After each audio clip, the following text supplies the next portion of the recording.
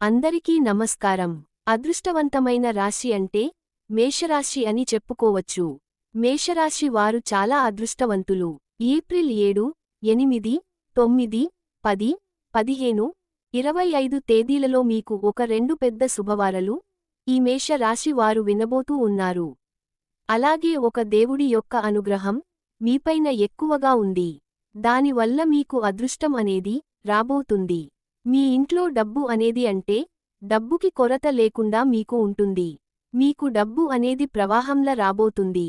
ఇప్పటివరకు ఎన్నో ప్రమాదాలు, ఎన్నో ఆటంకాలు పట్టి పీడించింది.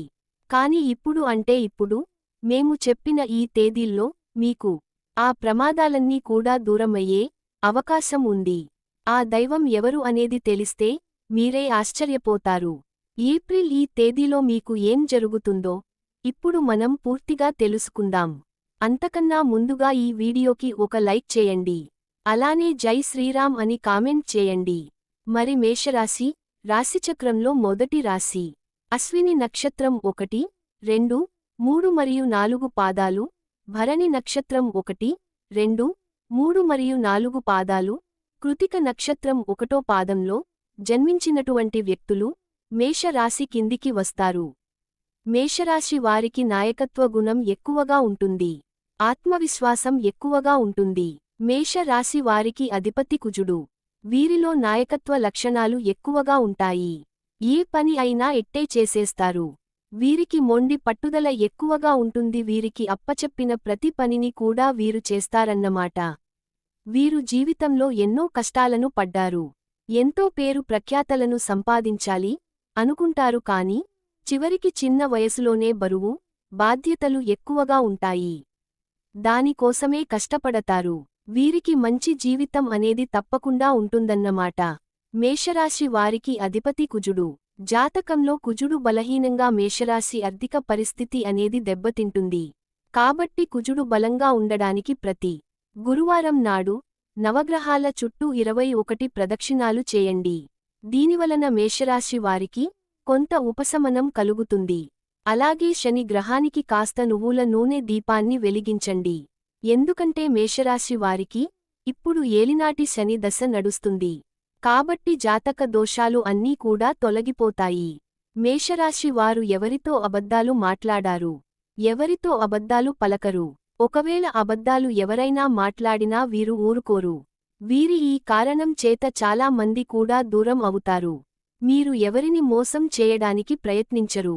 కాని వేరే కొంతమంది మాటలను నమ్మి మోసపోతూ ఉంటారు. ఇప్పుడు నేను వీడియో మొదటిలో చెప్పాను కదా, మేషరాశి వారికి ఒక దయానుగ్రహం ఎక్కువగా ఉంది. ఆ దైవం మీకు తోడుగా ఉంది అని చెప్పాను. ఆ దైవం వల్లనే మీకు ఆర్థిక సమస్యలు ఉన్నా కాని ఆ దైవం యొక్క అనుగ్రహం వలన మీకు మంచి జరుగుతుంది. అంటే కారణం ఆ దైవం యొక్క అనుగ్రహం మీ పైన ఉంది కాబట్టి మీరు ఈ మాత్రం కూడా బతకగలుగుతున్నారు.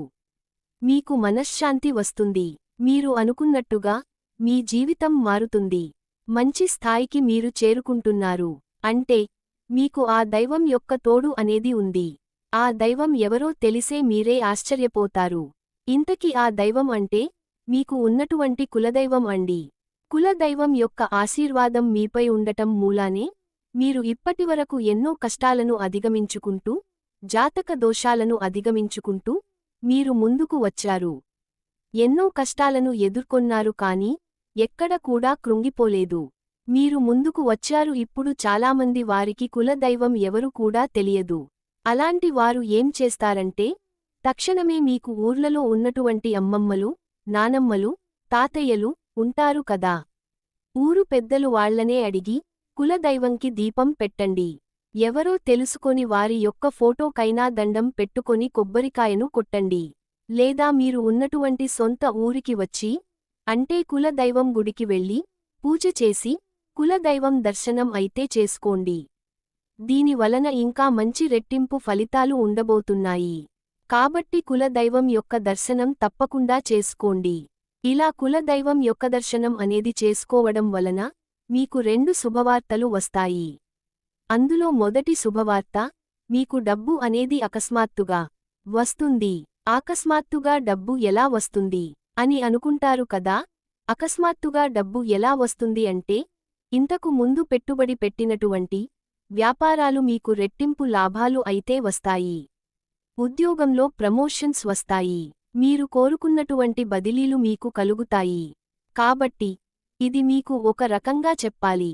అదంతా కూడా కేవలం కులదైవం యొక్క మూలంగానే జరుగుతుంది.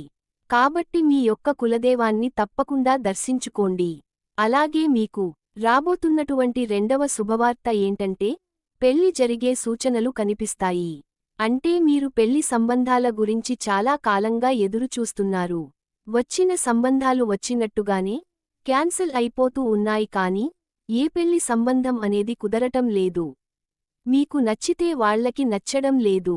వాళ్లకి నచ్చితే మీకు నచ్చడం లేదు. ఒకవేళ ఇద్దరికీ నచ్చాయి అనుకుంటే జాతకాలు కలవడం లేదు. దీని వలన మీరు ఎంతో బాధకు గురవుతూ ఉన్నారు.